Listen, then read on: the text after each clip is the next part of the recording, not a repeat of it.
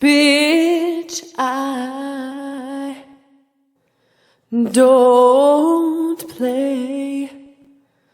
I'm petty and I'm known to throw shade. Hating a hoe, please just go. Don't get cute, just walk away.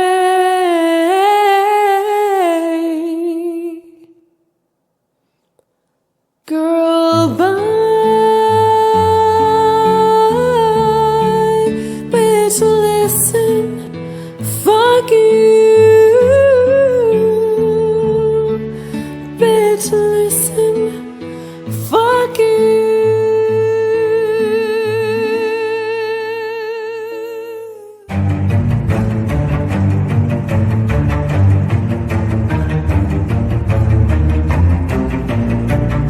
Yeah!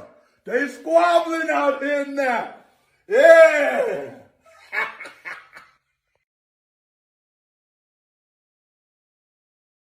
Welcome to the LifeScope channel. On your way in, don't forget to like, share, and subscribe. It's appreciated as always. I know y'all have heard Kendrick's diss track, and all I have to say is, I am so here for it. So, from what I've seen online, a lot of people were feeling it, including me. With his new song, Euphoria, the 36-year-old rapper took aim at Drake, which is the latest development in their ongoing feud. It's a reaction to Drake's own tracks that were aimed at Kendrick Lamar, who in March denied that Drake and he are equals. Rapping in the song, Lamar describes how the famous actor we once knew is looking paranoid and now spiraling. Drake gained notoriety for his acting debut on Degrassi: The Next Generation. Okay, side note, I used to watch Degrassi Junior High when I was a child, and I don't remember Drake at all, but I probably stopped watching it when he was in it. Anyway, the topic of the song is described by Lamar as a pathetic master manipulator, a habitual liar, and someone who is not a rap artist but a scam artist. According to Kendrick, Drake creates music to pacify them, whereas he creates it to electrify them.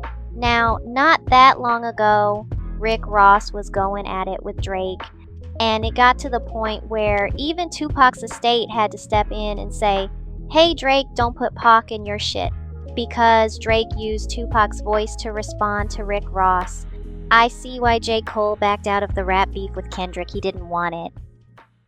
I was the one to tell him, don't change anything. Don't think because you're coming over here by me that you got to start rapping about the things I rap about. Don't do none of that. Please rap about your little TV show, whatever you want to rap about. Rap about girls. Do that. That's what you're good at. I was like, don't come because, of course, it's only natural for you to come over and just think, if I'm with Wayne, then I'm gonna rock like Wayne, and so I rap about what I rap about, and so that was one of the main things I had to tell him from the jump, like, hey, don't change anything, don't start singing about killing nobody, don't start singing about the streets. Yeah, talk about what you know. Yeah, keep it Canadian, man. Keep it. Well, yeah, I mean, Wayne did try to tell him. Because I don't think it matters how old you get. Nobody likes or really rock with someone that do too much faking. Like, for real, you can fake the funk a little bit to get through them rough times, but don't fake being about that life, and you're not. Because when the real person show up, some folks tend to bitch up. Let me give a real life example. So I was dating this guy years ago, and he would always act like he was in the streets for real. And I'm like, I met your parents, you don't have to front. He would get caught up on the dumbest stuff, and me being his girlfriend at the time, I had to witness some of the stupid mess. My ex talked big trash about this guy who he thought wasn't going to do anything because the guy mostly kept to himself and was quiet. So one day, the real guy overheard him talking, and he was on that type of time. When he walked up to my ex, that man warned him to calm that mess down. But my ex, being dumb as hell, tried to show out and kept on lying on the man. Long story short, my ex got his ass beat so bad, I had to evaluate why I'm even around him. Now, although I made it sound vague and simple, my ex was lying on that man, saying he did something that he didn't do which could have got him caught up. That man tried to warn my ex just like Kendrick is warning Drake to back off with all that fantasy hostility you got. What would you rate that? What's your thoughts on that? Well, again, hip hop is a sport, real hip hop.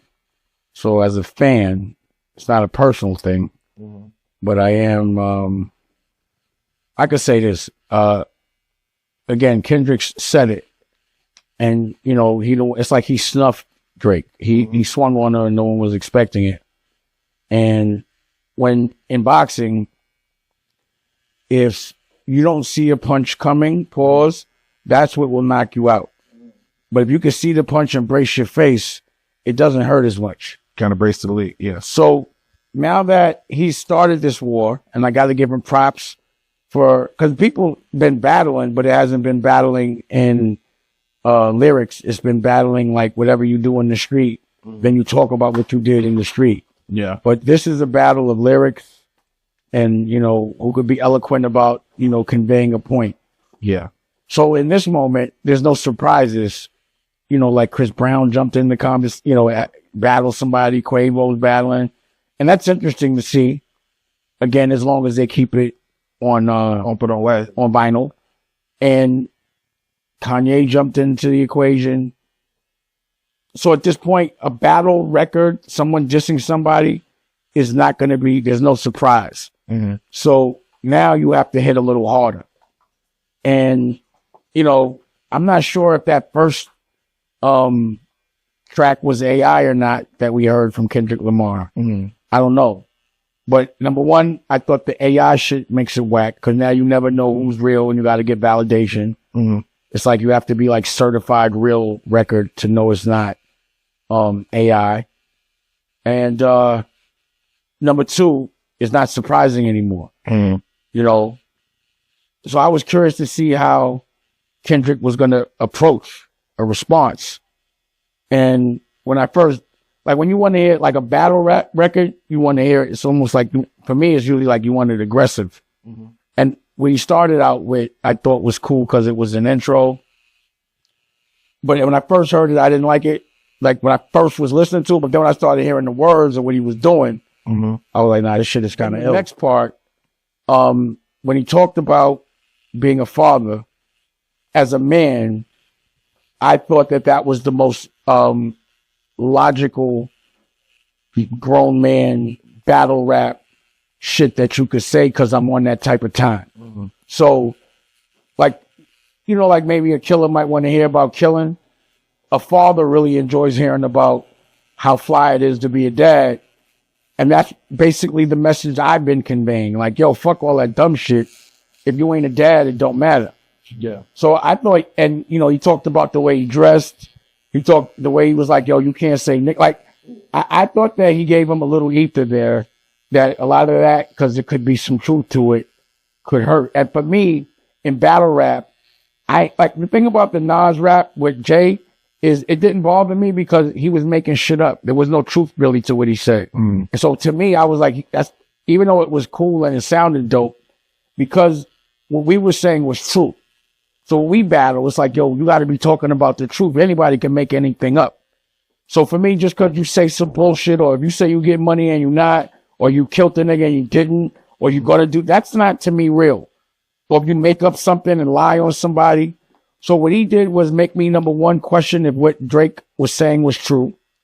Number two, you know, now he's going to be insecure about the way he dresses.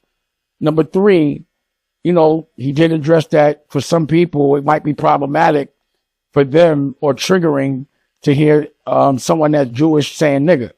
You know what I'm saying? Oh, yeah. And so I thought that it was a very strategic, eloquent lyrical play. And because he spoke about the fatherhood, I'm giving him thumbs up, and he's in the lead. Now, I've heard people don't like certain things about it because they may want to hear some more, shoot 'em up, bang, bang. But I'm like, nah, that's really, to me, the most important thing is you're being a good dad. And what I heard was him making being a good dad cool. So I thought what he said was good for the trajectory of making it cool to be a dad and uncool not to be a dad. Mm-hmm. You know what I mean? Like, and that's that. So I'm giving him his props on that one.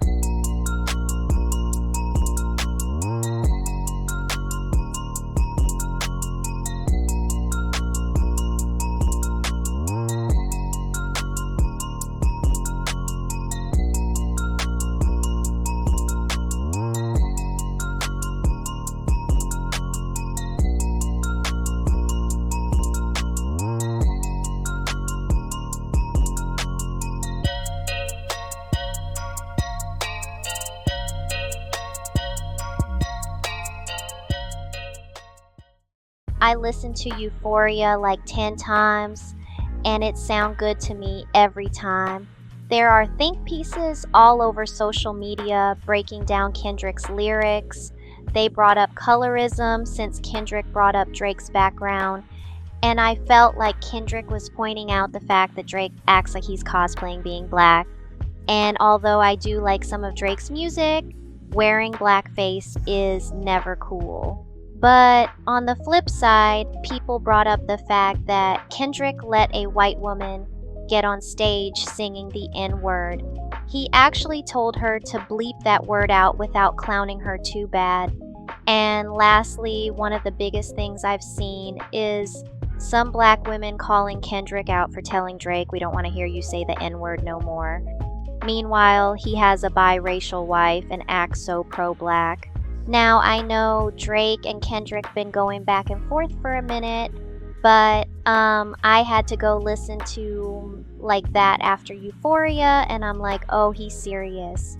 Well, hopefully they can just keep it on wax.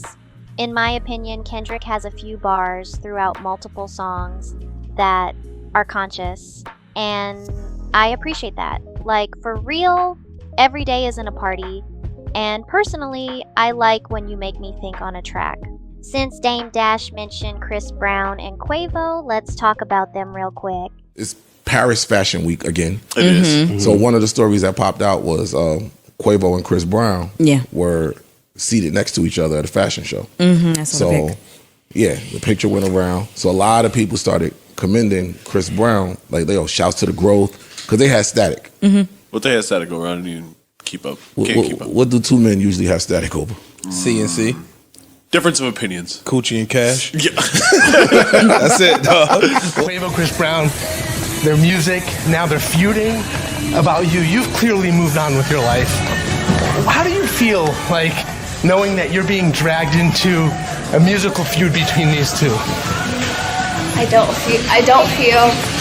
It is what it is. I'm living my life. Have you heard Working, paying my bills, taking time for myself, and that's all that matters. Whatever else is going on, I ain't got nothing to do with it.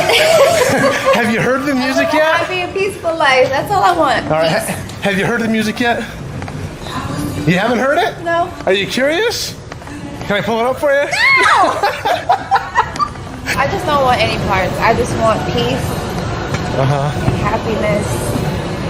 I want to work and thrive. The dispute started when Chris Brown attacked Quavo in his song Freak, saying that even if he had sex with Karrueche, they were still not on the same level.